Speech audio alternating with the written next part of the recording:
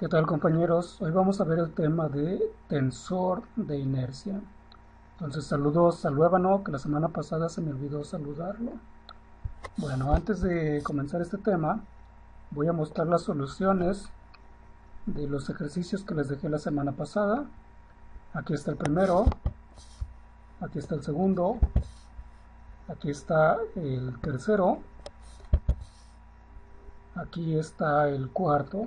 Y bueno, aquí me falta un resultado que es el valor característico igual a 1, y este lo dejé al final porque al momento de encontrar el vector característico asociado a este valor, llegamos a la siguiente deducción de Gauss-Jordan.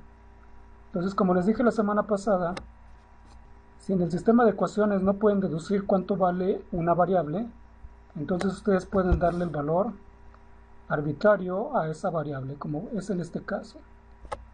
Por lo tanto, el vector característico asociado a este valor característico es este de aquí. Bueno, entonces en Maple, ¿cómo se calculan los vectores característicos en Maple? De la siguiente manera. Entonces vamos a calcular los vectores característicos de esta matriz. Entonces lo primero que se define es la matriz. Luego ya se utiliza este método, Eigenvectors, y automáticamente les da los valores característicos, que son estos, y los vectores característicos. Es decir, esta primera columna es el vector característico de este valor característico. La segunda columna es el vector característico de este valor característico, etc. Bueno, vamos a pasar ahora sí al tema del día de hoy, que es el tensor de inercia. Pero antes voy a introducirles algunos temas que anteriormente vieron, pero nada más para recordarles, ¿no? Y este tema es la densidad de masa. Entonces, la densidad de masa de cualquier objeto es la masa dividida entre el volumen. Por ejemplo, aquí tenemos una caja con cierto volumen y nosotros le introducimos esferas. Cada esfera tiene la misma masa. Entonces, aquí voy a tener una densidad. Pero por ejemplo, si a esta misma caja le meto más esferas, noten que acá va a tener más masa comparado con esto, pero es el mismo volumen. Por lo tanto, este es más denso que este objeto. Es decir, ustedes pueden tener objetos muy pequeños, pero su masa está tan compacta que es muy denso. ¿Va? Ahora, otro detalle con respecto a la densidad, y este detalle es densidad uniforme y no uniforme. Entonces, suponga que aquí tenemos un metal y estas son sus átomos o sus moléculas internamente. Si yo divido en 4 secciones iguales este metal, noten que dependiendo de en qué posición esté, va a haber más masa que en otro lado. Es decir, para este caso la densidad de masa es no uniforme y va a depender de la posición. Sin embargo, este mismo metal, si tiene la misma distribución molecular atómica en cualquier punto del espacio, por ejemplo como en este, por ejemplo, al momento de dividirlo en 4 secciones iguales, noten que tengo la misma cantidad de masa en ambas secciones. En estos casos se dice que el material tiene densidad de masa constante. Entonces, visto estos conceptos, ahora sí vamos a ver lo que es el concepto de tensor de inercia. Bueno, aquí tenemos, por ejemplo, un pedazo de metal en forma cúbica y bueno, está ubicado con uno de sus vértices sobre el origen de este sistema de coordenadas. Entonces, el tensor de inercia de ese pedazo de metal va a ser una matriz de 3×3.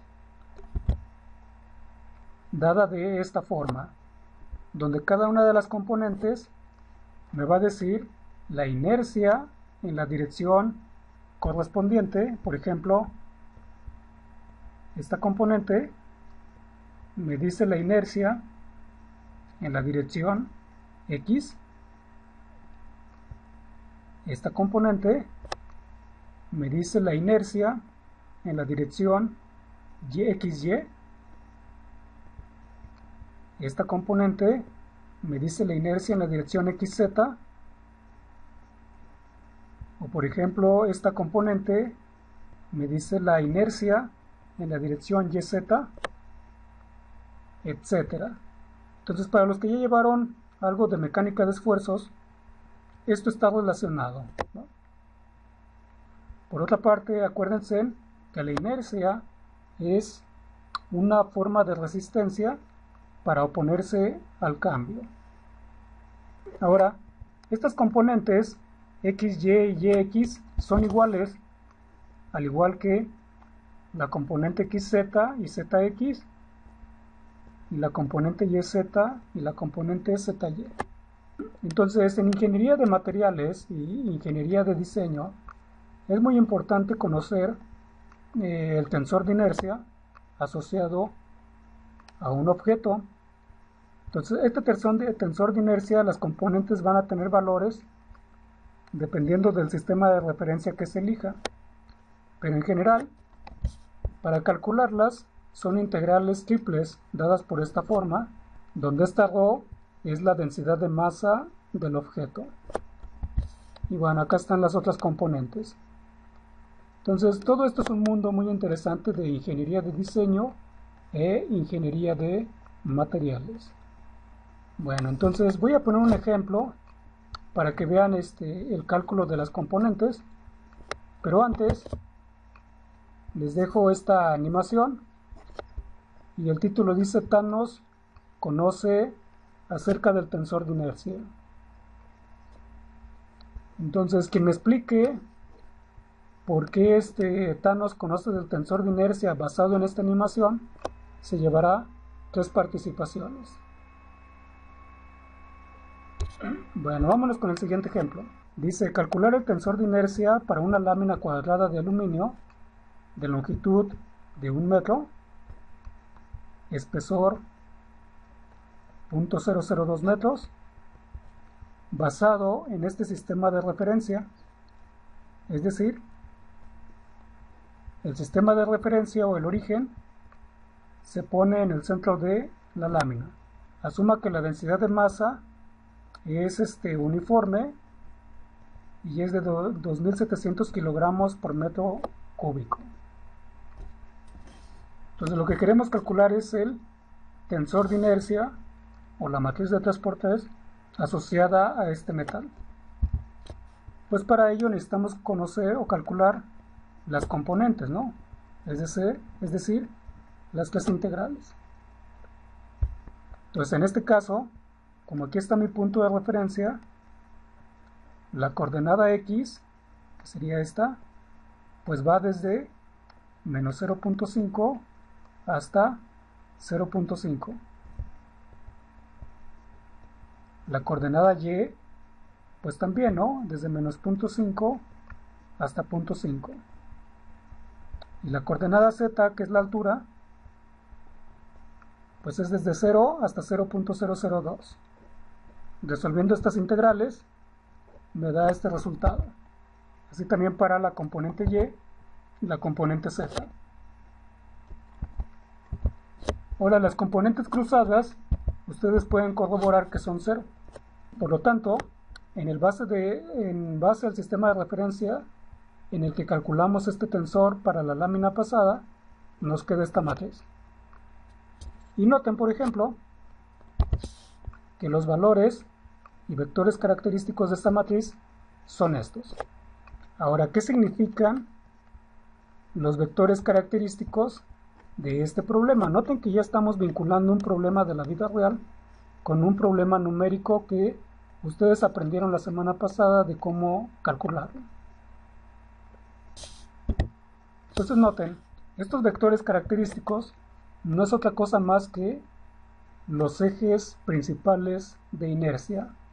En otras palabras, aquellos ejes donde es conveniente poner una flecha para que al momento de girar esa pieza, la inercia sea uniforme en cualquier dirección respecto a ese eje de giro. Entonces, por ejemplo, girando con respecto a este eje principal de inercia, que sería Z hacia afuera de la pantalla, este sería el giro. O por ejemplo, si elegimos este eje principal de inercia que está dado por este vector, el giro sería así. O si fuera este, el giro sería así, ¿no? Pero en fin. Es una de las aplicaciones muy avanzadas para estimar ejes principales de inercia. Por eso es, en cuestiones de ingeniería, cuando uno está diseñando piezas para cierto proyecto, uno debe de estimar muy bien dónde se van a hacer perforaciones, cuáles de esas perforaciones van a estar en una flecha, cómo va a ser la densidad del material, y otras muchas cosas más que no puedo mencionarles ahorita, ¿no? Pero en fin, en este caso, los vectores característicos de un tensor de inercia me dice los ejes principales de inercia y los valores característicos, la inercia asociada a ese vector característico. Por ejemplo, en este caso, si yo pongo una flecha aquí en esta dirección de este vector característico, al momento de girar, la inercia que voy a tener es de 0.432, que es el cálculo que hicimos anteriormente, ¿no? Es decir, el motor tiene que vencer esa resistencia para poder mover el objeto si es que la flecha del motor se conecta en este eje principal de inercia. Bueno, entonces ya para ustedes, este problema viene en la guía de este tercer parcial. Lo que tienen que hacer es, pues, calcular los vectores y valores característicos, dado estos valores de la masa y el radio de este cilindro, pues ya nada más lo sustituyen aquí. Calculan los valores y vectores característicos y me dicen los ejes principales de inercia de ese sistema. Y en base a esos resultados, deciden en qué lugar hacer una perforación sobre este cilindro metálico.